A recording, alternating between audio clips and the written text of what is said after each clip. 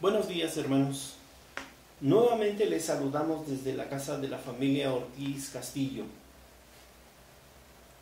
deseando en el Señor que todos se encuentren bien y que este mensaje llegue no solamente a quienes habitualmente nos congregamos y somos parte de la iglesia La Vid Verdadera Aguascalientes, sino que llegue a más personas y que sea para edificación, que sea para que el nombre de nuestro Dios sea glorificado a través de ello. Continuamos con la serie Camino hacia Belén y hoy veremos por qué Belén.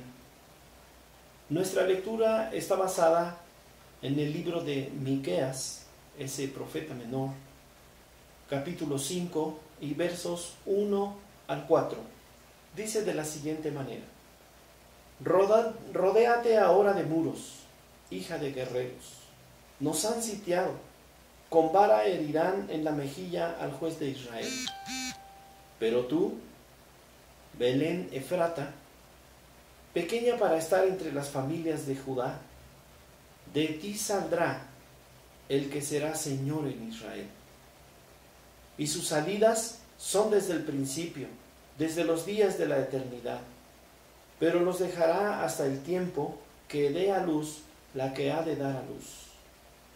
El resto de sus hermanos se volverá con los hijos de Israel, y él estará y apacentará con poder a Jehová, con grandeza del nombre de Jehová su Dios, y morarán seguros, porque ahora será engrandecido hasta los fines de la tierra.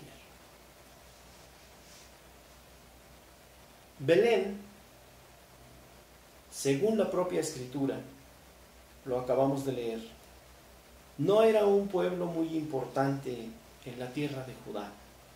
Era pequeño, no era muy nombrado.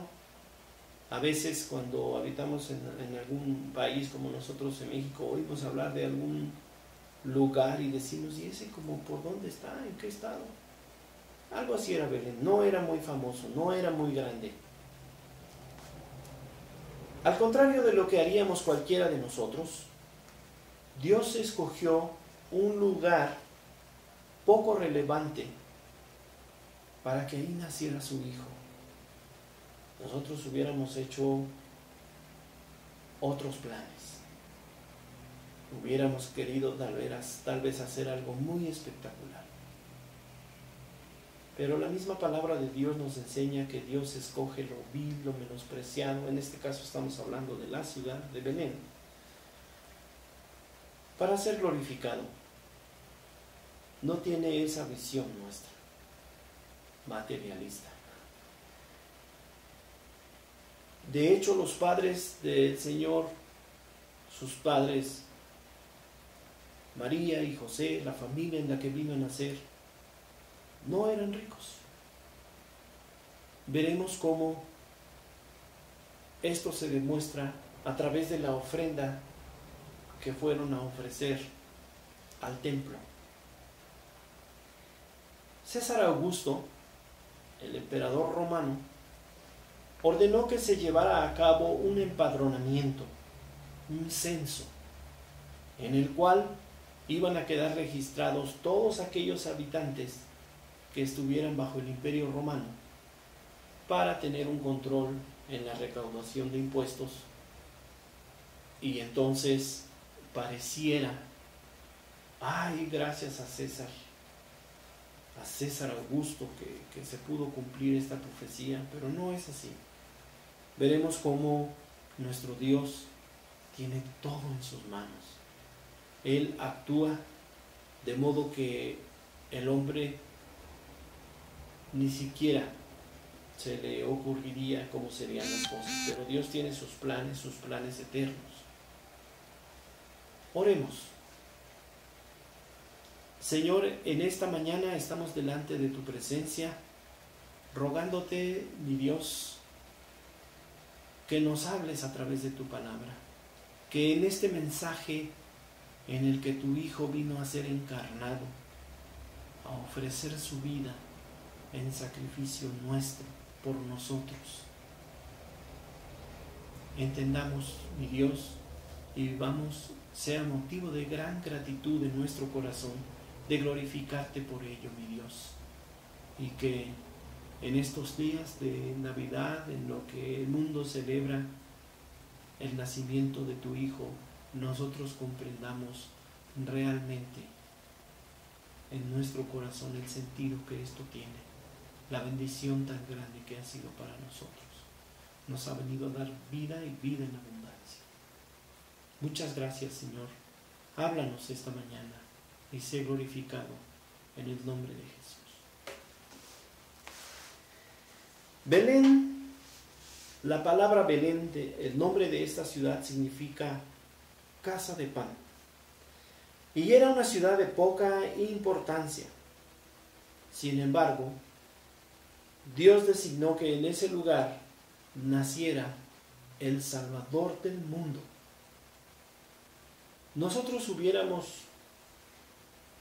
si se nos diera a planear, si a mí como músico me dijeran, oye, ¿cómo organizarías tú que nazca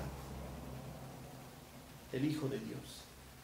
Y yo pues hubiera pensado, no, pues mucha música, las mejores orquestas, la mejor música, el mejor coro. Hay un libro que leí hace algunos años, se llama Cómo vivir al estilo de Jesús. Y ese libro, en su primer capítulo, planteaba una situación similar. Y decía esto: si nos hubieran dicho, bueno, el escritor es americano y ustedes saben cómo son los americanos y sus películas y su Hollywood y sus fantasías. Entonces el escritor de este libro, como americano, decía que si se nos hubiera dado a escoger qué personas acompañaran al Señor, diríamos tal vez, bueno, pues de los 12 que lo acompañaron, 2 expertos en artes marciales, por cualquier cosa que pudiera surgir, 2 expertos en mercadotecnia, 2 de ellos fueran expertos en finanzas, y no sé qué planes más haríamos. El hombre planearía de otra manera, pensaría, bueno, pues entonces, pues ¿a quién se le ocurriría que naciera en Belén? Por favor, que sea en una ciudad de las más importantes del mundo. Pero los pensamientos de Dios no son nuestros pensamientos. El Señor Jesús vino a nacer en un hogar humilde. No se puede girar la cámara, pero aquí a mi lado derecho tengo un árbol de Navidad en el cual le puse unas repisas, y en una de esas repisas puse un nacimiento. Siempre que lo veo, siempre que veo un nacimiento, me hace recordar esa pobreza, esa humildad en la que el Señor quiso venir y nacer entre nosotros, el Hijo de Dios, Dios mismo encarnado y viniendo a nacer, no como tú o yo lo hubiéramos organizado, ni ningún otro ser humano, como Dios lo dispuso. La ofrenda que José y María fueron a ofrecer al templo para su purificación después del nacimiento de Jesús, como lo ordenaba la ley de Moisés, nos hace ver claramente que eran una familia pobre. Voy a leer el Evangelio de Lucas, capítulo 2 y verso 22. Dice así: asimismo, cuando se cumplió el tiempo en que, según la ley de Moisés, ellos debían purificarse, José y María llevaron al niño a Jerusalén para presentarlo al Señor. Así cumplieron con lo que en la ley del Señor está escrito: todo varón primogénito será consagrado al Señor. También ofrecieron un sacrificio conforme a lo que la ley del Señor dice, un par de tórtolas o 2 pichones de paloma, unas aves.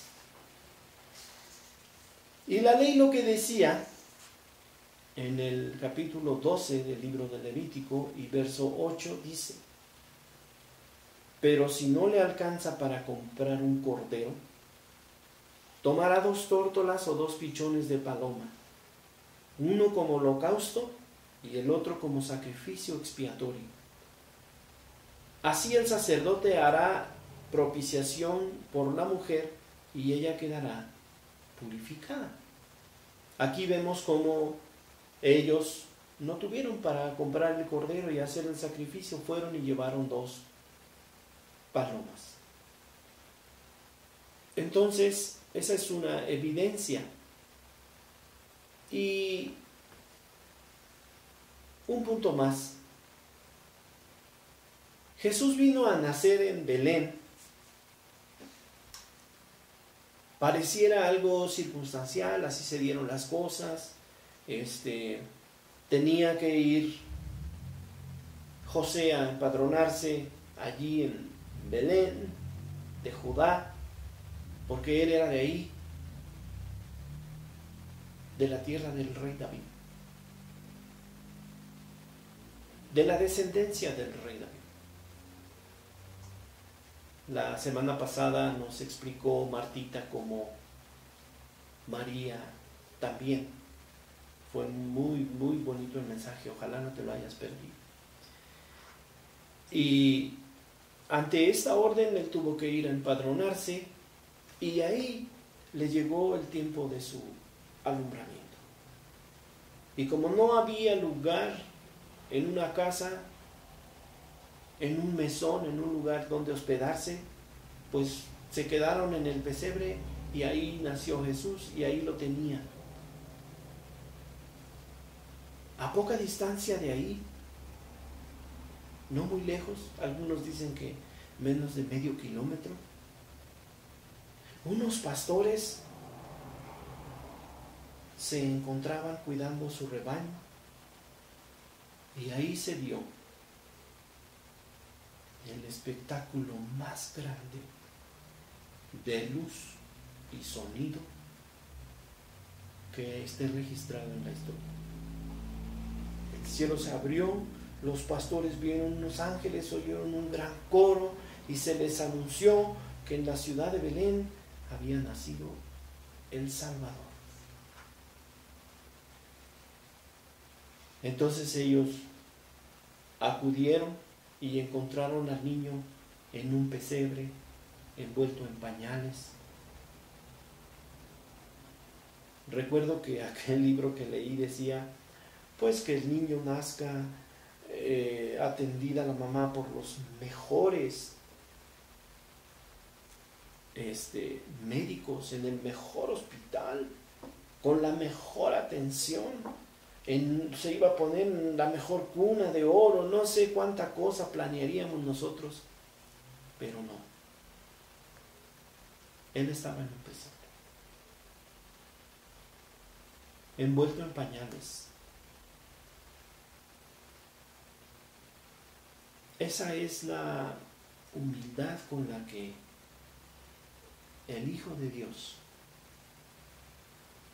vino a nacer. Pero para mucha gente lo ven de manera romántica, ay, el bebé que vino y que nació y lo ven ahí. Y hay quienes tienen la tradición católica de arrullarlo y no sé cuánta cosa, porque la atención se ha desviado de saber que el Hijo de Dios, Dios mismo, se había encarnado y había venido a vivir entre nosotros. El Evangelio de Juan lo describe en el capítulo 1 de una forma tan hermosa. Dice: aquel verbo fue hecho carne y habitó entre nosotros y vimos su gloria, gloria como la del unigénito del Padre, lleno de gracia y de verdad. Jesús vino y nació, Él fue engendrado de una forma divina, pero nació de una forma natural, como cualquier bebé. Y alguna vez escuché a un teólogo decir, ¿por qué Jesús no vino un mes antes de ser sacrificado? Un año. Y se apareció y vino y predicó y discipuló a unos y luego fue sacrificado y tan tan, como dicen. Pero no. Él vino y desde su nacimiento tuvo la naturaleza divina y la naturaleza humana, ambas. Y nació así y vivió una vida justa, santa, cual nadie puede vivirla. Nadie. Solamente Él fue santo y sin mancha. ¿Por qué? Porque Él vivió toda una vida de santidad y de justicia. Justicia que ahora nos es imputada. ¿Qué es esta imputación? Esa palabra se usa mucho en la teología, pero en el ámbito diario no la escuchamos. Y significa transferencia. Ahora es muy común, ¿verdad? Casi todos ya no nos formamos en una empresa para ir y firmar y que se te dé un sobrecito con un recibo y tus billetes y tus monedas. Ahora ya es por transferencia. Ya está en tu cuenta, ahí está. Es la manera más sencilla quizá de entender ese término, transferencia, de imputación. Entonces, esa justicia de Cristo nos es imputada. Ahora se nos transfirió a nuestra cuenta. Decía Martín Lutero, yo no voy a entrar al cielo por mi justicia propia, porque yo sea bueno, sino por una justicia que me es ajena. Por eso tuvo que venir desde niño, por eso tuvo que nacer y ofrecer su vida. Hay que aclarar algunas cosas, porque, repito, la gente se queda con esa imagen. Ahora, no sé en otros estados, pero aquí en Aguascalientes se enseña mucho que el niño Dios trae los juguetes. Y a los niños así les dicen, el niño Dios te va a traer tu juguete o tu regalo el día 24 de diciembre en la noche. De donde yo soy, eran los Reyes Magos y eran el 6 de enero. Pero así se quedan con eso. Y se desvía la atención de lo que realmente es. Jesús era Dios. Existía desde el principio, nos lo aclara el Evangelio de Juan. Y vino, ¿a qué vino? ¿Cuál era su misión? Ok, ya vino Dios y está entre nosotros. ¿A qué vino? A traer paz. Pero no una paz, como le llaman algunos, horizontal entre el hombre y su prójimo. De decir, ay, hay paz. Recuerdo que pues hace poco tiempo, en el 73, hace 47 años,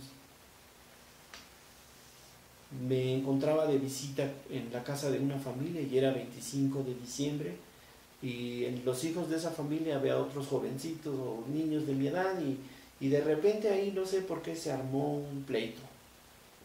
Y llegó una persona mayor, era maestra de profesión, y nos dijo, no se deben de pelear, no ven que hoy es Navidad. Pues estaba usando, yo creo, parte de su experiencia como maestra, su terapia, y todos nos quedamos, es cierto, hoy no nos debemos de pelear. No, discúlpame, ya, ella puso paz con esa frase. Pero el Señor Jesús no vino a poner paz del hombre para con el hombre. El Evangelio de Mateo capítulo 10, versos 24 al 36, registra algo que Jesús dijo al respecto. Y dice así: no crean que he venido a traer paz a la tierra. No vine a traer paz, sino espada. Porque he venido a poner en conflicto al hombre contra su padre, a la hija contra su madre, a la nuera contra su suegra. Los enemigos de cada cual serán los de su propia familia. Esa es una paz entre los mismos hombres, y esta no se da porque, por causa del Evangelio, muchos han sido despreciados por su familia, han sido traicionados. Recuerdo hace algunos años escuché el testimonio de un hombre que, siendo un sacerdote católico, escuchó la palabra de Dios, escuchó el Evangelio, una familia le compartió. Él visitó a esa familia él decía: voy a escuchar de ellos qué es lo que creen para luego poder combatir contra ellos, porque aquí donde yo estoy ejerciendo mi ministerio, pues mucha gente se me está convirtiendo al Evangelio y se me está yendo de la parroquia. Y los fue a visitar, y conforme ellos le enseñaban en la palabra de Dios la verdad, a aquel hombre no le quedó otra que doblegarse ante la palabra de Dios y creer el Evangelio y convertirse, y dejó los hábitos, dejó su sotana y se convirtió a Cristo y le sirvió hasta los últimos días de su vida. Pero cuando él, ya converso, fue a visitar a sus padres, él iba muy contento y dijo: yo les voy a hablar de Cristo y ellos van a oír también y van a tener esta salvación. Él iba muy convencido, pero no fue así el recibimiento, no fue lo que él esperaba, sino que su mamá lo corrió y su papá le dijeron: no te queremos aquí. Y lo corrieron. Y a él le dolió mucho, porque como sacerdote, pues nunca se había casado. La mamá eran algo muy especial. La mamá, él dice que su mamá, que él se sentía un representante de Cristo en la tierra, y su mamá se sentía una representante de la Virgen María, y ya ven ustedes cómo la ven ellos. Y entonces, pues la mamá de haber sentido: ya no voy a ser la Virgen María si se convirtió, y lo corrieron. Y el hermano narra que recordó las palabras de aquel salmo que dice: aunque mi padre y mi madre me dejaren, con todo el Señor me recogerá. Ese salmo fue de consuelo para él y continuó. Pero como el caso de este hermano padre Borrás, así sucede en muchos casos. Cuando alguien cree en el Evangelio, la familia a veces se le voltea y comienzan. Yo tuve uno de mis mejores amigos, tomaba mucho, y el Señor lo cambió, se convirtió, y alguna vez tuve la oportunidad de platicar con su mamá, una señora ya grande. Imagínense, él era mayor que yo y su mamá, y yo, pues tratando de hacer plática con ella, le dije: ¿y cómo ve a su hijo cambiado? Y ella me dijo: pues yo digo que cualquier religión, y me habló así muy despectivamente, y me dijo: yo lo prefería borracho, así como era. Y ciertamente por el Evangelio seremos aborrecidos. Ahorita mismo en Europa se están dando casos tremendos, pastores multados, perseguidos. Empieza a ser perseguida la iglesia por declarar la verdad. Pero la paz que el Señor Jesús vino a traer no era esa, sino era la paz vertical. El hombre con Dios. Todo hombre es pecador, todo hombre merece el castigo eterno, pero Jesús vino a poner paz entre Dios y el hombre. Cuando la Escritura dice que Dios ya no es nuestro enemigo, sino nuestro amigo, está hablando de que esa enemistad, que por el pecado del hombre Dios no podía tener una relación con él, ahora por el sacrificio de Jesucristo que dio su vida, dice el apóstol Pablo, justificados pues por la fe, tenemos paz para con Dios por medio de Jesucristo su Hijo. Esa es la paz que Él vino a traer. Y esa es la paz que todo aquel que no le ha entregado su vida a Jesucristo, ni siquiera la entienden algunos. Pero una cosa es segura, la necesitan. La necesitamos todos. Y es a lo que Él vino, esa era su misión. Esa es la verdadera importancia de que Jesús haya venido. Que Dios se encarnó y vino a ofrecer su vida para que tengamos paz para con Dios. Un aspecto más es que Dios le hace la invitación a todo hombre a que se arrepienta. El apóstol Pablo se encontraba en la ciudad de Atenas y ahí no había ningún referente para hablar del evangelio. Él no le podía decir a los atenienses, soy de la tribu de Benjamín, y ellos, ¿y quién era Benjamín? Yo soy judío. ¿Y eso qué? No había ninguno. Ellos estaban en sus mentes, nada más estaban Sócrates, Platón, Aristóteles y la mitología griega. Pero él les dijo, pues ustedes tienen ahí un altar dedicado al Dios no conocido, de ese Dios les vengo a hablar.